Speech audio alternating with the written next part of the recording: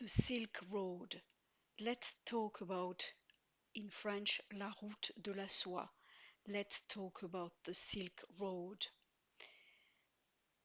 The length of the Silk Road was 8,700 kilometers, starting in China from Xi'an, the Peace of the West or the Eternal Peace, up to Damascus in Syria, or there was a secondary itinerary ending up in the north of Greece in Thessaloniki.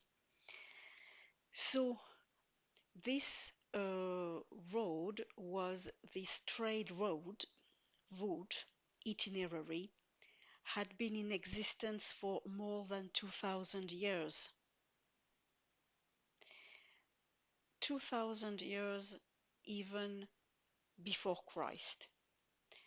And it wasn't called the Silk Road until the 19th century, and the man who gave to it this name is Ferdinand von Richthofen. And before the Silk Road, there was the Jade Road from the Jade Road, la route de la Jade, from China down to Birmanie. The domestication of the horse and of the camel, the two-humped camel, chameau de Bactriane,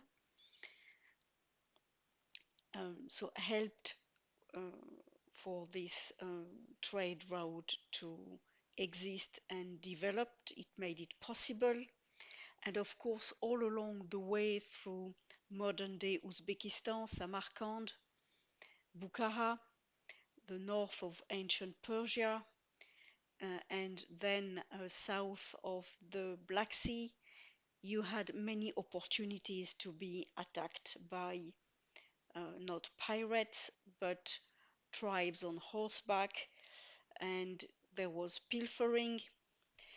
And this route, or route in French, this road, the Silk Road, started officially in ancient China in 138 before Christ. The Silk Road also bloomed under the famous Tang dynasty, and the Tang existed between the 6th and the 8th. I'm not sure about that. I need to verify again. I will leave links below in the description, because there were several periods of the Tang, and they reigned for a long time, but they reigned approximately during at the time of Charlemagne, uh, Charles the Great, who was crowned emperor in the year 800.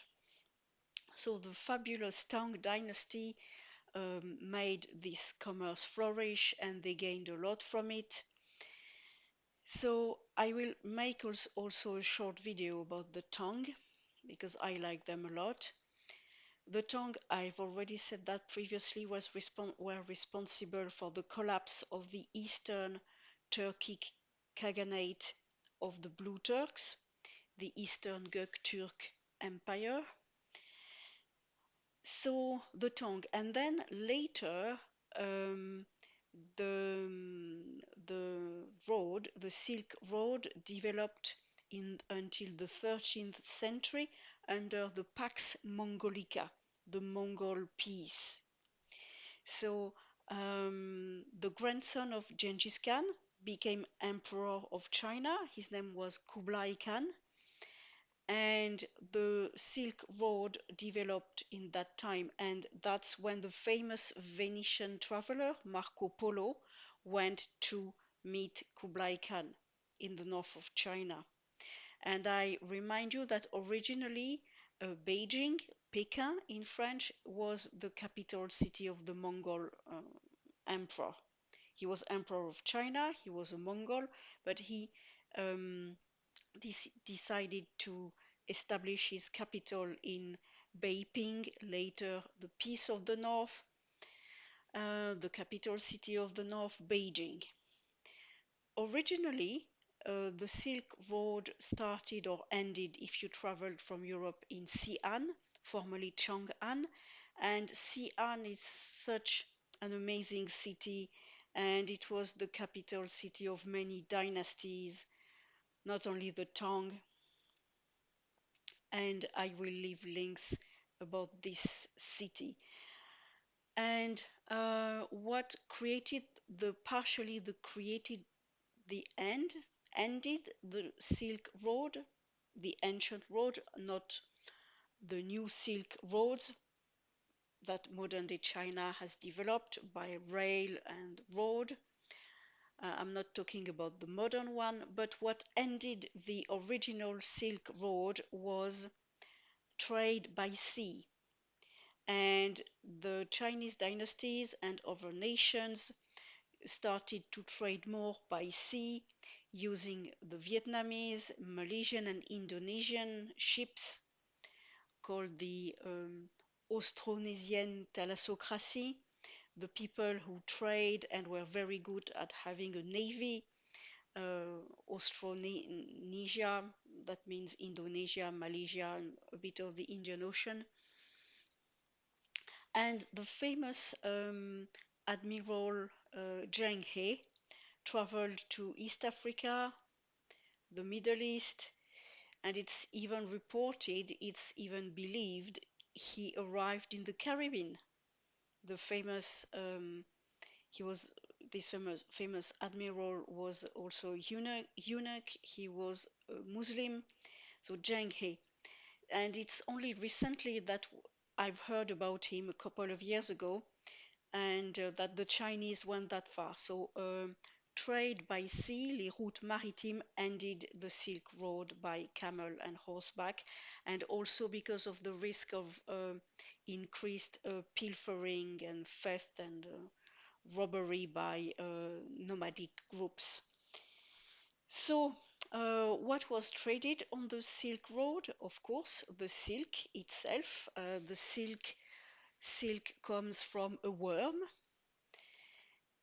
and also jade, amber, gold, wool, linen, precious stones, and weapons. Many things could be traded.